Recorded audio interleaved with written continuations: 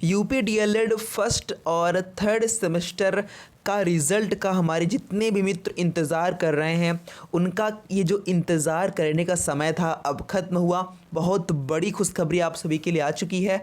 Result कैसे check करना है, क्या इन सब के बारे में पूरी जानकारी आपको देंगे। फाइनली यहाँ पे आप देख रहे हैं कि हम हैं यूपी डीएलएड के यहाँ पे ऑफिशियल साइट पर मेरे मित्र, और यहाँ पर हमारे कई मित्र लगातार ये कमेंट कर रहे हैं, मुझे पर्सनल मैसेज भी कर रहे हैं कि कितने सब्जेक्ट में बैक लगने से सेमेस्टर बैक लग जाता है या फिर कितने सब्जेक्ट में बैक लगने से हम लोग प्रमोट हो जाते हैं बट परीक्षाएं देनी पड़ती हैं। इसके बारे में पहले आपको मैं एकदम कंफर्म जानकारी, एकदम पक्की जानकारी दे देना चाहता हूं, और कौन कौन से विषय में सबसे ज़्यादा बैक लगते हैं इसके बारे में भी मैं आपको जानकारी दे देता हूं।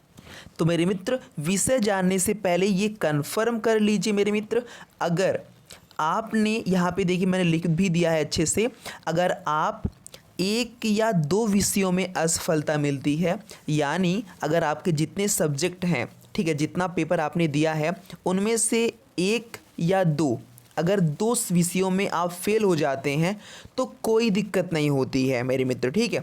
परंतु दो से ज़्यादा हुआ तो दिक्कत होती है। तो पहले अगर मान लीजिए आप दो सब्जेक्ट में या एक सब्जेक्ट में फेल हो गए तो क्या होगा, आपको अगले वर्ष जब आप तृतीय सेमेस्टर में होंगे और उस समय जब फर्स्ट सेमेस्टर का एग्ज़ाम होगा तब आप अपना फर्स्ट सेमेस्टर का एग्ज़ाम दे के पूरा कर सकते हैं।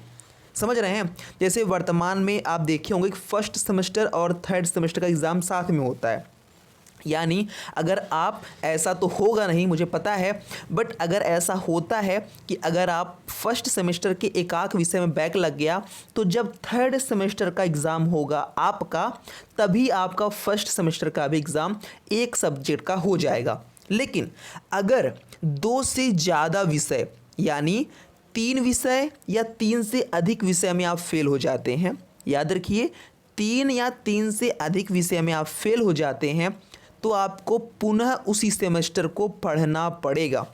यानी आप मेरी बात समझिए, अगर आप तीन विषयों में फेल हो जाएंगे तो आपको ये फर्स्ट सेमेस्टर फिर से पढ़ना होगा, यानी आपका एक साल बेकार हो जाएगा, ये समझिए मेरे मित्र। और इसी में एक और इम्पॉर्टेंट बात ये है कि अगर आप डीएलएड में 3 बार फेल हो गए, यानी इस बार फेल हो गए, अगली बार दिए फिर फेल हो गए, फिर दिए फिर फेल हो गए, तो उसके बाद कोर्ट ने कहा है कि आप चौथी बार भी दे सकते हैं। यहाँ पर देखिए, ये ऑफिशियल मैं निकाला हूँ हिंदुस्तान की न्यूज़पेपर से कि 3 बार फेल अभ्यर्थियों को राहत मिलेगी, उन्हें एक एक्स्ट्रा चांस भी मिलेगा।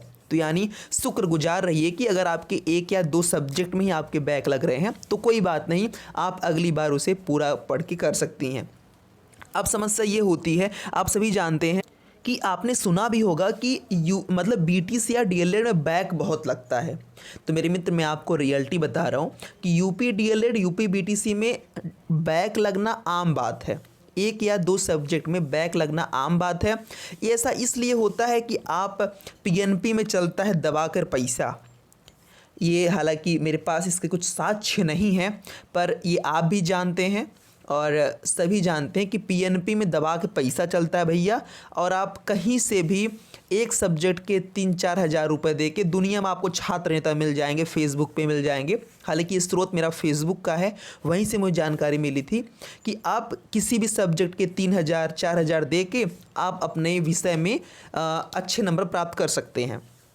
तो संभावता ये भी होता है कि आपको जानबूझकर एक दो विषय में फेल कर दिया जाता है जिससे अच्छी खासी कमाई हो सके, और फिर भी ठीक है, ज़्यादा कुछ बोलूँगा तो विवाद हो जाएगा, और सिस्टम तो आप जानते ही हैं मेरे मित्र। इसलिए संभावता होता है कि आपको फेल कर दिया जाता है और आपको बैक पेपर भरने का भी पैसा देना पड़ता है, जिससे मोटी कमाई भी होती है। ये आपको मैं बता देना चाहता हूँ। और ये नोटिस मैंने आपको कल दे दी थी कि डीएलएड प्रथम और तृतीय सेमेस्टर के रिज़ल्ट के बारे में, क्योंकि मैं कल पीएनपी गया था और वहाँ के सर से खुद मिलकर आया हूँ। फाइनली यहाँ पर देख लीजिए कि शुक्रवार यानी आज जो है आप सभी का ये जो परिणाम घोषित होने की नोटिस है आज शाम तक जारी कर दी जाएगी। ये नोटिस जारी कर दी जाएगी कि आप सभी का कल रिज़ल्ट आने वाला है, और शनिवार यानी कल दोपहर बाद आप कभी भी रिज़ल्ट देख सकते हैं मेरे मित्र, ठीक है। तो हमारे मित्र आप सभी से कहेंगे, एक दो सब्जेक्ट में बैक लगता है तो नाराज़ या निराश नहीं होना है, ये सब आम बात है, कोई बात नहीं। डीएलएड में ऐसा होता है, इसलिए कोई दिक्कत नहीं है और आप बैक पेपर देके पास हो सकते हैं, बट हाँ 2 से ज़्यादा ना हो मेरे मित्र।